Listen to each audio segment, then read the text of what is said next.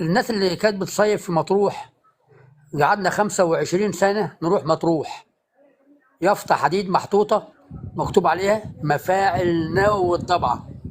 ايوه. صح؟ اه. حتة خراب كبيرة، مساحة حوالي 300 فدان، خرابة كبيرة كده.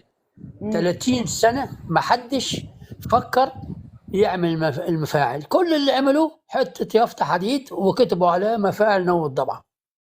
الراجل الله يقويه ويبارك له ويديله الصحة ويجعله شوكة في عين أعدائه، جه قال ايه المنطقه دي؟ هو ده مفاعل نووي يا ريس.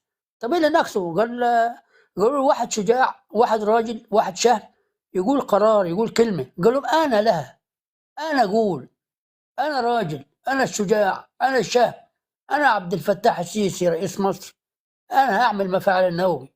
يا ريس معناش. قال ما فيش حاجه اسمها معناش، احنا هنعمل، احنا بدأنا، احنا هنشتغل. واشتغل. حضرتك لو رحت انا فاتح المفاعل عامه، يعني بيني وبين ارضي حاجات بسيطه.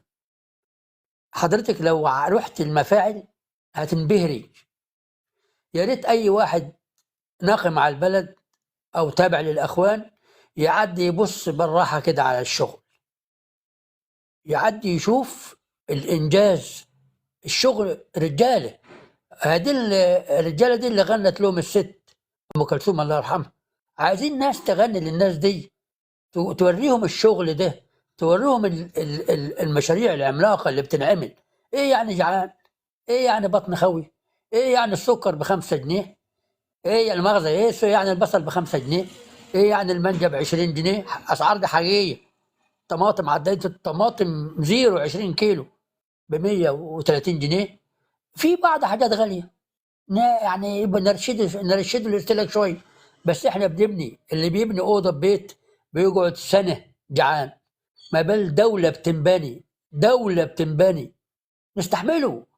هتعود، مش هتعود عليك، هتعود على عيالك وعيال عيالك وعيال عيال عيالك. يا ريت نبطل كلام وننتبه للمشاريع اللي بتنعمل، عشان نقول له الله يقويك يا ريس، الله يقويك يا ريس، الله يقويك يا ريس. والسلام عليكم ورحمة الله وبركاته. احلى كلام سمعته من حضرتك. الله يبارك لك. حقيقي حاجة جميلة جدا. الله اللي يبارك فيه لك. ناس شريفة زي حضرتك بتطلع تدينا طاقة إيجابية، وبتحب بلدها يعني. الحمد لله. انت وجوجو والناس المحترمة ديت بجد يعني والله. الله يبارك لك. انا على الراجل فكرة. دوت الراجل دوت تعب قوي، جابها من تحت الصفر قوي. حس بالغلبان قوي لان هو كان غلبان قوي. ايوه حصل. قعد فعلا تلاجته فاضية 7 سنين، لان كان دخله كان قليل. كان بيشتغل وبيجتهد. طلب من ربنا اللي ربنا يرفع من شأنه عشان يقف جنب الناس، وربنا رفع من شأنه. وصعب جدا ان انت تطلب طلب من رب العالمين وينفذه لك بالذات في الملك. يعني اللي انت يبقى عندك ربنا يديك الملك، دي حاجة صعبة جدا جدا جدا. يعني ربنا ما بيختارش اي حد بيديله الملك على فكرة. انت لو اقطع انت سيادتك لو بس. حضرتك انت لو حضرتك عايز تطلع وزير، ولا تطلع حتى مدير مستشفى، ولا تبقى حتى مدير، دي يعني عشان توصل لها بتقعد سنين طويلة جدا. انما الملك دوت صعب، صعب فاتتك جدا. اهم نقطة يا استاذة 100 مليون.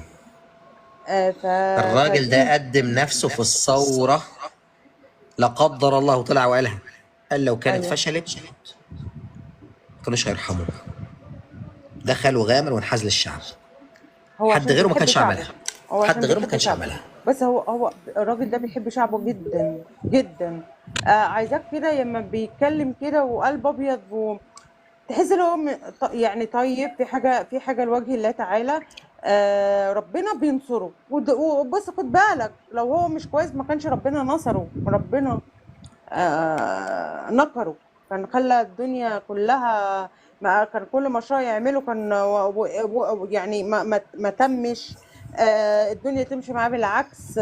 لا، ده حتى لما بيطلب فلوس بيلاقي بعدها بيومين 3 دولة جاية تديله فلوسه بالزيادة عشان تستثمر، وعلشان وعلشان وعشان.